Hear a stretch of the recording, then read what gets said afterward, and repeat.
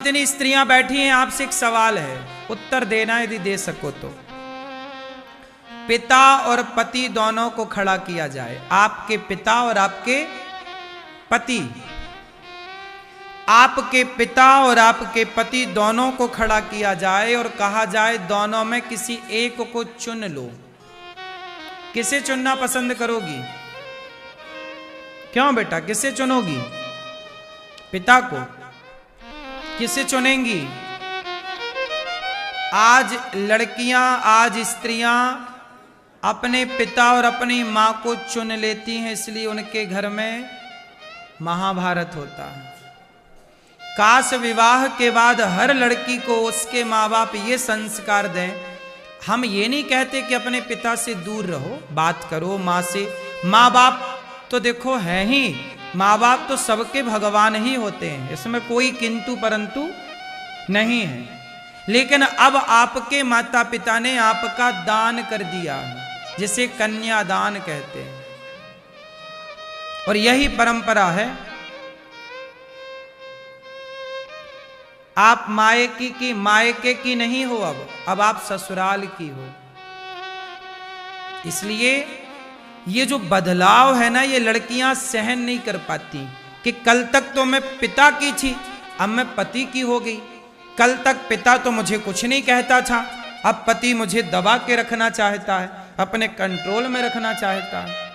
अभी तक तो मेरी माँ जब मैं मन करे तो जागती, जब मन करे मैं खाती, अब तो सास मुझे अपने कंट्रोल में रखना चाहती। वही है ना, खुला सांड को आपने कैद कर दिया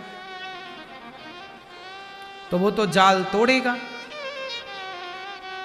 कुछ दिन तो छल कूद करेगा, क्योंकि खुला रहने की आदत थी, अब वो बंधन में आया है। इसलिए कहता हूं कि बचपन से ही अपनी बेटियों को और अपने बेटों को एक मर्यादा के बंधन में रखा करो। किस में रखा करो? बोलो। मर्यादा के बंधन में। यदि हर बेटी को मर्यादा के बंधन में हर माँ बाप रखें तो तुम्हारी बहू ना आएगी, तुम्हारे घर भी एक बेटी ही आएगी बहू के रूप में, क्योंकि वो बचपन से ये सीख चुकी होगी। माँ क्यों नहीं सिखाती कि बहू कैसे बना जाता है, बहू बनकर भी बेटी कैसे रहना है। तुम ससुराल में रहकर अपने माँ बाप से ज्यादा अटैच रहती हो, जितना ख्याल अपने माँ बाप का है तुम्हारा पति यही तो शिकायत करता है। 100 में से 99 पति ये शिकायत करते हैं अपनी पत्नियों से कि तुम अपने माँ बाप का ख्याल तो रखती हो पर मेरे माँ बाप का ख्याल नहीं रखती हो। यही शिकायत तो पुरुषों की है कि तुम्हें अपने माँ बाप की तो पड़ी है, मेरे माँ बाप का कोई ख्याल नहीं है। यदि हर पत्नी अपने सास ससुर को माँ बाप मान ले और अपने पति के माँ बाप को अपने माँ बाप मान ले तो घर घर कहाँ रहा, स्वर्ग हो गया वो। और पुरुष भी अपनी पत्नी के माँ बाप को वो अपना माँ बाप मान ले। तुम मेरे माता पिता को अपना मान लो और मैं तुम्हारे माँ बाप को अपना मान लूं, और एक दूसरे के माँ बाप का सम्मान करने लग जाएं, एक दूसरे के माँ बाप का आदर करने लग जाएं। सारे पति पत्नी का झगड़ा केवल माँ बाप के अपमान के कारण होता है कि तुमने मेरे माँ बाप का अपमान किया, मैंने भी तुम्हारे माँ बाप का अपमान किया, लो महाभारत चालू। कितनी मूर्खता है ये कि माँ बाप तो माँ बाप होते हैं, चाहे तुम्हारे हों चाहे मेरे हों, और माँ बाप को भी चाहिए कि वो अपने बच्चों के झगड़े में बिल्कुल भी इन्वॉल्व ना हो, क्योंकि पति पत्नी आज झगड़ा कर रहे हैं, वो बच्चे हैं, कल वो एक हो जाएंगे। पर तुम ज्यादा पक्षपाती ना बनो, कल तुम ही लबरा कहलाओगे। कहते पति पत्नी के झगड़ा में जो बोले वो लबरा। लबरा किसे कहते हैं? क्यों मैया बताओ, लबरा कौन कौन? झूठे, झूठा कौन? जो पति पत्नी के झगड़े में बीच में टांग अड़ाए, चाहे वो सास हो, चाहे वो लड़की के माँ बाप हो, चाहे वो लड़के के माँ बाप, चाहे भौजाई हो, चाहे भाई हो। कभी किसी पति पत्नी के झगड़े पे बोलना मत, वो कल एक हो जाएंगे और तुम्हें बिल्कुल घूरेंगे। बोलो हाँ।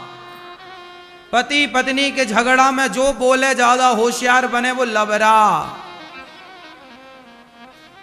समझदार लोग कभी किसी पति पत्नी के मैटर में इन्वॉल्व नहीं होते, और आपको तो हर जगह घुसना होता है।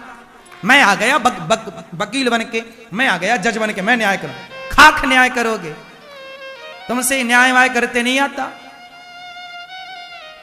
और उलझ जाओगे। एक के भी पक्ष में बोल दिया, चलो पति पत्नी की लड़ाई हो गई, माना की, और आपने किसी एक पक्ष में बोल दिया, अरे लड़का तू गलत है, तेरी पत्नी सही है, तो लड़के को लगेगा यार क्या इनका क्या है, ये काहे इनका पक्ष ले रहे हैं,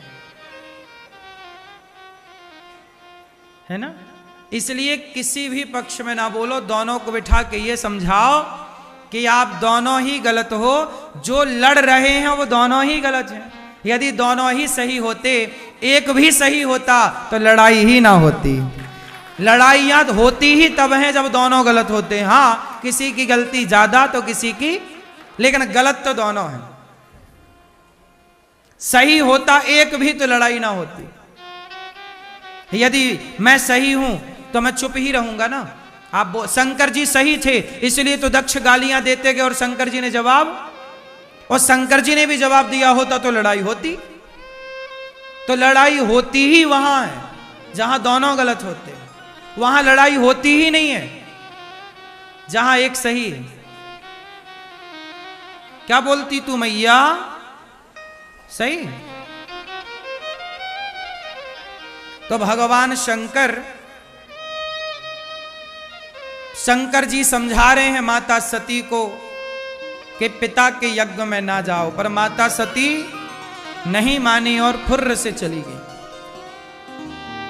जब माता सती गई तो वहां पर पति का अपमान देखा, शंकर जी का कोई भाग नहीं। मैया, पति का कभी अपमान ना किया करो। आजकल लड़कियां जरा सा गुस्सा होती हैं, पति के जरा से डांटने पर, जरा सा कोई बात होगी, भाग जाती हैं मायके।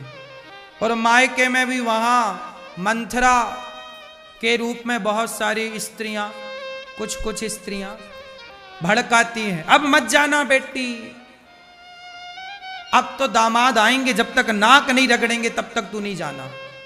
अब देखो तुम्हारी मां तुम्हें क्या पाठ पढ़ा रही है। तुम्हारी मां कह रही है कि दामाद जब तक आके नाक नहीं रगड़ेंगे। ये अधिकांश 90% घरों में होता है। जो लड़की के माँ बाप होते हैं ना, एक जमाना था कि दामादों की बड़ी सम्मान होता था ससुराल में, दामाद का सम्मान होता था, इज्जत होती थी। आज का ये दौर नहीं रहा। अब वो आजकल तो दामादों से नाक रगड़वाने की बात कहती है सास कि बेटी तू आजा, जब तक दामाद जी नाक रगड़ते नहीं आएंगे मैं भेजूंगी नहीं तुझे। वो कह रहा है पत्नी से कि कोई बात नहीं, हमने तुम्हें डांटा था इसके लिए सॉरी, आ जाओ। नहीं आएंगे, बात ही नहीं कराती। कई बार तो माँ बात नहीं कराती अपने दामाद से अपनी बेटी की, मतलब पति पत्नी के बीच में माँ गेम खेल रही है। हाँ या ना।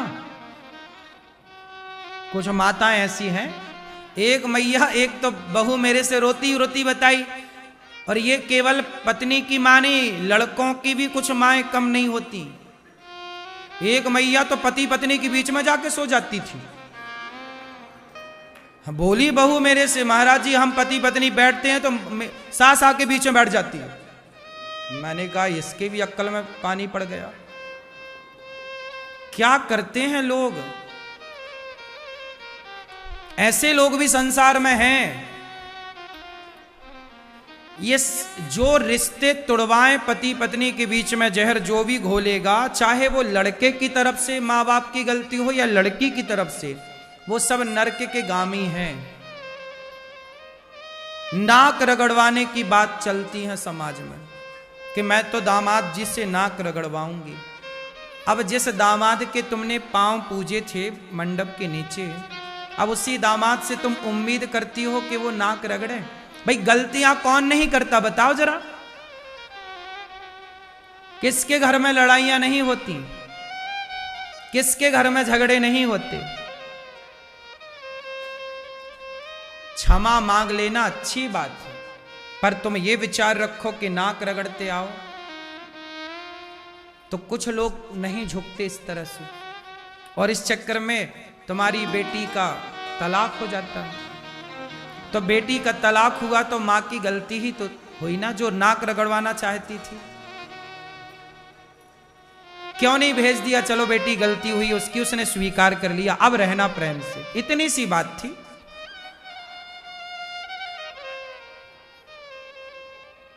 आजकल लोग रिश्ते नहीं बनाते, इसलिए ना लड़कों को आजकल खरीद लेते। मैंने तो 20 लाख में दामाद थोड़ी, मैंने तो एक उल्लू खरीदा है अपनी बेटी के लिए 25 लाख का। आजकल तुम भी तो बिकाऊ हो गए, तुम में भी दम कहां रही, तुम भी मर्द कहां रहे, तुम भी तो गधे ही हो गए। बिक गए ना 20 लाख में, बिक गए ना 40 लाख में, और जब बिक गए हो तो जिसने खरीदा है वो तो नाक रगड़वाएगी ना। अब रगड़ो, तुम्हारा भी तो ईमान तुमने बेच दिया था। हमें भी गाड़ी चाहिए 4 चक्के की, ये वाली ले अब गाड़ी, खाओ, अचार रख लो गाड़ी का। मुझे वो लोग अच्छे नहीं लगते जो बिक गए हैं।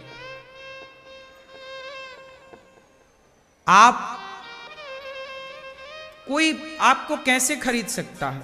अपने आप को इतना योग्य बनाओ कि आप को कोई खरीद ही ना सके।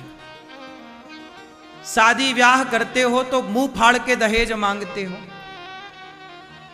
और बाद में जब वो नाक रगड़वाती हैं तो तुम रोते हो। फिर रगड़ो नाक, बात ठीक है कि तुम्हें खरीदा भी तो है, तुमने भी तो इतना बड़ा मुंह फाड़ा था, हमें दहेज चाहिए। तुम्हारी माँ ने भी तो इतनी लिस्ट बना के दी थी, इतनी लंबी, कपड़े लाना सबको, बुआ को, मौसी को, आजी जो मर गए थे उनके भी कपड़े मांग लिए। हाँ या ना? अभी बहू के पेट में बच्चा पैदा नहीं हुआ लेकिन उसके भी कपड़े आए हैं कि पैदा होगा तो पहनेगा ये। हाँ या ना? अब रिश्ते रिश्ते कहां रहे, अब तो रिश्तों में भी व्यापार है। क्या है? बिजनेस है। आजकल बाजार में लड़कियां, एक आदमी आया मेरे पास, बोला महाराज जी मैं 80,000 की पत्नी खरीद के लाया हूं। कितने की लाया था? 80,000 की। और बोला लाया मैं, इसे किसी और से प्यार हो गया। मैंने कहा चाइना मॉडल ले आया और क्या, हाँ सस्ती वाली लाया था, थोड़ी ब्रांडेड लाता। लाया ये 80,000 इसने फूके और प्यार किसी और से कर रही है।